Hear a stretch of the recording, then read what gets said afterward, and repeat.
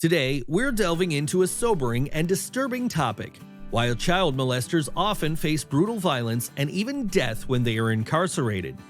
This video will explore the reasons behind this phenomenon, supported by statistics and facts. If you're curious about the justice system and prison dynamics, keep watching. First, it's essential to understand the prison hierarchy. Inmates often establish an informal social order based on the crimes committed. Offenses involving children, such as child molestation, are considered the most heinous. According to a 2016 report by the Bureau of Justice Statistics, sex offenders, particularly those who harm children, are at the highest risk of violence from other inmates. One reason for this brutal treatment is the nature of the crime itself. Child molestation is viewed with utter contempt by other prisoners, many of whom have their own moral codes despite their criminal activities. These inmates often have families and children, and they view crimes against children as unforgivable. This sentiment is echoed in numerous studies and reports on prison culture. Moreover, the National Inmate Survey conducted in 2011 to 2012 revealed that sex offenders are 5 times more likely to be attacked in prison compared to other inmates. This survey highlighted that inmates with convictions involving children are particularly targeted. The survey reported that nearly 30% of sex offenders experience sexual victimization in prison, compared to about 6% of non-sex offenders. The violence isn't just random. In many cases, it's premeditated. Inmates often use the prison's informal communication networks to identify new arrivals and their crimes. Once identified, child molesters can be subject to extreme violence, including beatings, stabbings, and even murder.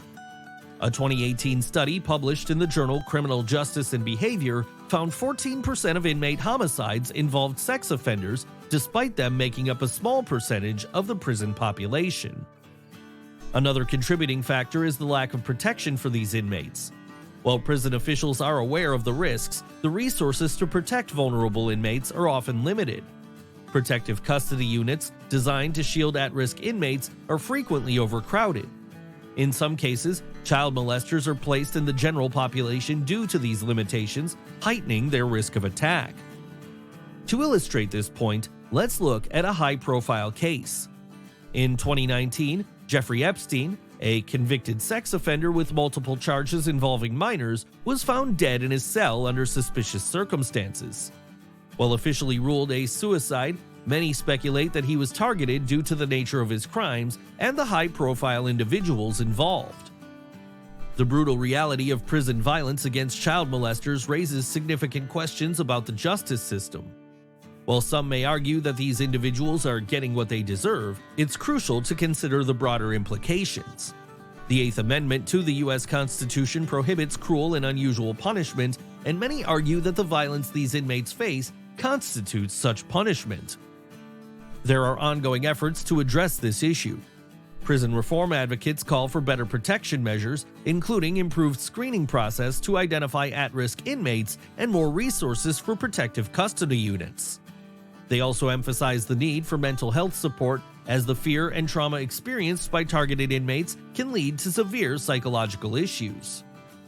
Some suggest that education and rehabilitation programs could help mitigate this risk of violence by addressing the root causes of criminal behavior and providing inmates with the tools to reintegrate into society.